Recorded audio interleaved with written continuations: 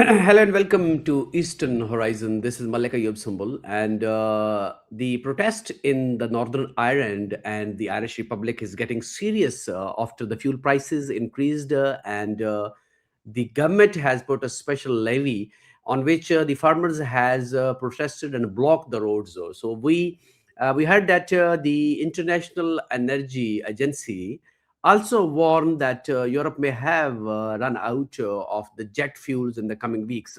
So, how serious is this the petrol and the fuel crisis amid war between the US and Iran? So, I have joined by Patrick Walsh from Northern Ireland, and we would really love to know that what exactly and how serious is this petrol crisis. So, Patrick, thank you very much for joining. Oh, my pleasure entirely. Thank you for having me. Okay, so let me know that we saw that the traffic was jammed, the tractors blocked the road, and I think the tractors drivers and the owners have been fined. So, how serious is this petrol crisis, especially in the Northern Ireland? Well, it's quite serious at present.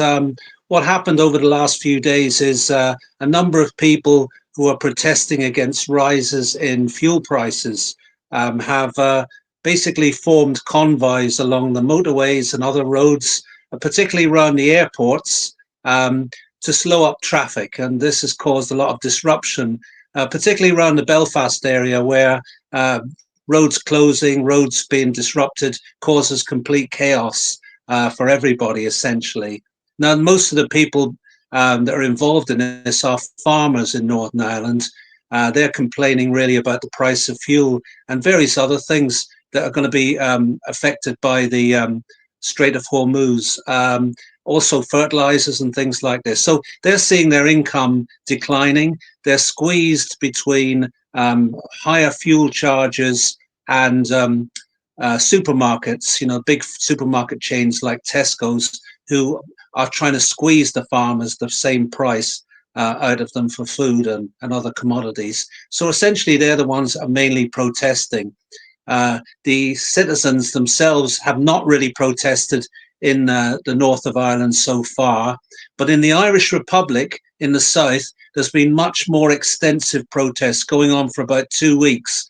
And these have become very, very serious because they've actually blockaded fuel ports. So, in fact, petrol stations have run out of petrol and diesel, and about a quarter, a third of petrol stations have run out of diesel. It forced the Irish government, that's in the south, in Dublin, to actually use the Irish army to break up the protests.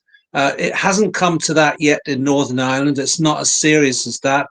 The main reason why the Northern Ireland protests are not as serious as the Southern Republican Ireland protests is because Northern Ireland is not a state. It's obviously it's part of the United Kingdom, and in fact, the protests here probably won't achieve anything because of the fact it's up to the British government, the government in Westminster, to set the fuel prices. So essentially, the Stormont government, the local devolved government, cannot have any, has not got any powers on fuel.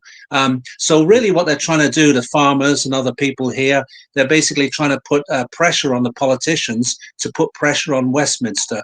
But I can't really see this happening, being effective at present, because the British government, if they do something for Northern Ireland, they have to also do something for England, Scotland, and Wales, and they won't want to do this because they're in a very bad financial situation at the minute, and they're going to be they're going to try to be very limited in any help they give to farmers, road hauliers, or consumers. So essentially, I can see this sort of petering out in Northern Ireland, but in the south, they've achieved a package from the Irish government, who have actually made concessions.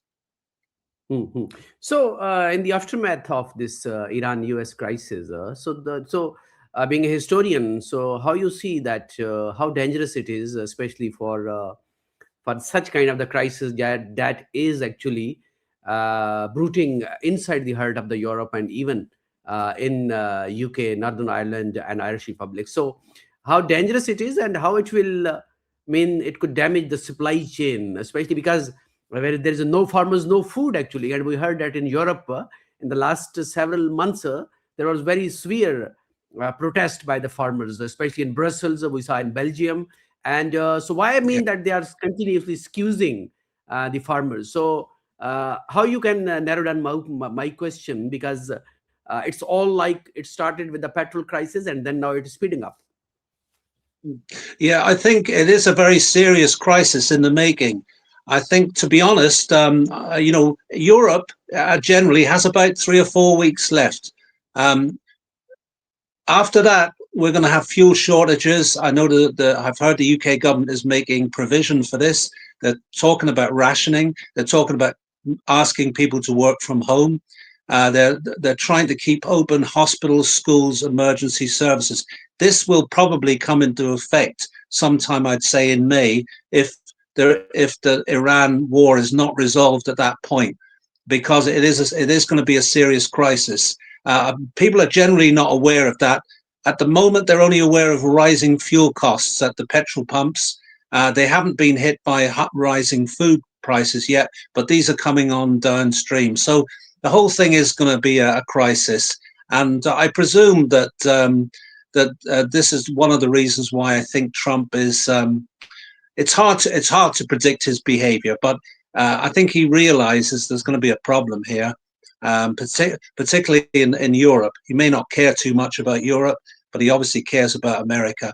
Europe has a problem because of the fact we used to get cheap fuel from Russia, but since the Ukraine war and the sanctions that were put on Russia, obviously that's not there anymore. So we're highly dependent on US LNG, liquid gas, and that's made Mhm, fuel costs very, very high. So Europe is in really probably the worst situation of anywhere in the world, mhm, except for mhm, perhaps the developing countries like Africa, which will suffer greatly by the loss of fertilizers and things like that. But Europe mhm, is certainly in a very, very difficult situation. do you think that the US is trying to exploit this energy efficiency and energy security, even towards this alliance that are the Europeans, the UK, and all these Western alliance? So, how you see this energy strategy and the energy as a tool, especially towards their own alliance? So, how you see American behavior, especially Donald Trump administration? It's very complicated because you've got one element of the US administration, which has certainly been expressed by people like Pete Hegseth and uh, JD Vance and Trump himself, which is like anti European. It believes that Europe is a soft place that isn't as hard as America, isn't, is actually. Is an example of European civilization in decline. So they want to punish Europe in a lot of respects, this current Trump administration. And so essentially, I think they're not too bothered about Europe suffering. And in fact, Trump called for the Europeans to bring their navy into the Strait of Hormuz and try and get the oil themselves because they needed it more than the Americans, who obviously have their own oil. But the Europeans are not biting on this. They know that would be a suicide mission, and they're not going to do that. They don't really. Generally, Europe does not agree with this war on Iran. They find it as being an illegal war, and they also just do not agree with it. And so essentially, they're not going to play ball, but they're in a very, very difficult situation as a result. I think they're reliant on the fact that America will turn against Trump when gasoline prices go up at the pump. I hear they're up above $4 now. So they're hoping this will happen because I don't think Europe themselves have any leverage or very little leverage on the United States administration, who just do not like Macron, Keir Starmer, and Meloni, and all the others who have been quite critical of Trump actually recently after trying to bend over backwards to please him over the last couple of years. Mm-hmm. So, Patrick, my last question: that how you think that these things will end up finally, especially in Europe, especially Northern Ireland, and I mean Great Britain, mean that the UK. So, do you think any remedy or any immediate end up the solution of such problems?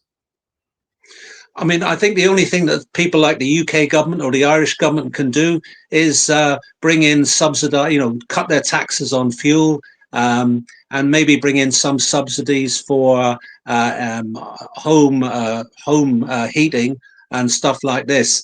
But they're very loath to do this because it's going to cause a lot of trouble for the economies. The economies of Europe, Ireland, Britain, the whole lot of these countries have very low growth levels at the minute, and they are struggling with high social spending and having pressure put on them by the United States for more defense spending. So the governments can't afford to spend more money. So they're in a very, very difficult situation. I think everybody's praying that this war ends in some form of settlement in the next 2 or 3 weeks, although that's a very difficult thing to predict whether that would happen or not, considering the distance between the two sides, Iran and America, and plus obviously we've got the input of Israel as well. So all these things are going against a resolution. So I think we're in for a very worrying period, and but everybody's hoping in Europe that this is resolved within a month or so, or we have